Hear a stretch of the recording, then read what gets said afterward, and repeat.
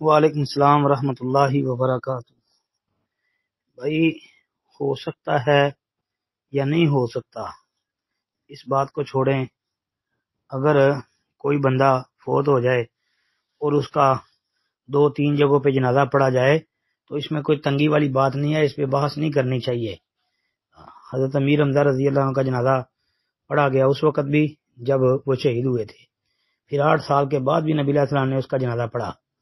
پھر اسی طرح وہ مسجد کے اندر جو عورت صفائی کیا کرتی تھی اس کا جنازہ بھی صحابہ نے پہلے پڑھ کے تو دفن کر دیا، بعد میں نبی علیہ السلام نے پھر پڑھا۔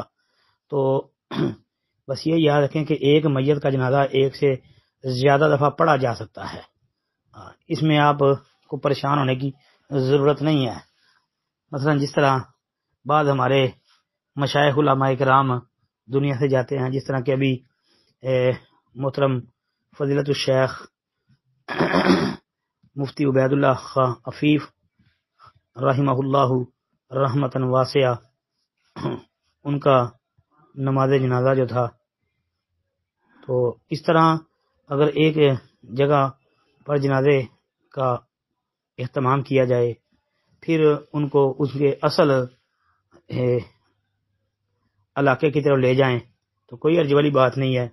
دیکھیں نا کہ ایک آدمی جس جگہ فوت ہوتا ہے اس جگہ بھی اس کے تعلق والے، اس کے عزیز رشتہ دار اور شاگرد موجود ہوتے ہیں، تو وہاں پر وہ نماز جنازہ ادا کر لے، اس کے بعد ان کو ان کے علاقے میں لے جایا جائے میت کو۔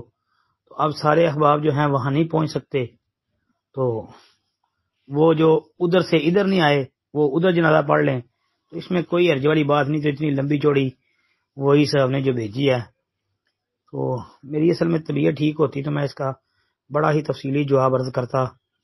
بس جی یاد رکھیں کہ اس میں کوئی حرج والی کوئی تنگی والی بات نہیں ہے۔ یہ بھائی پتہ نہیں کیوں پریشان ہو گئے ہیں۔ السلام علیکم ورحمۃ اللہ۔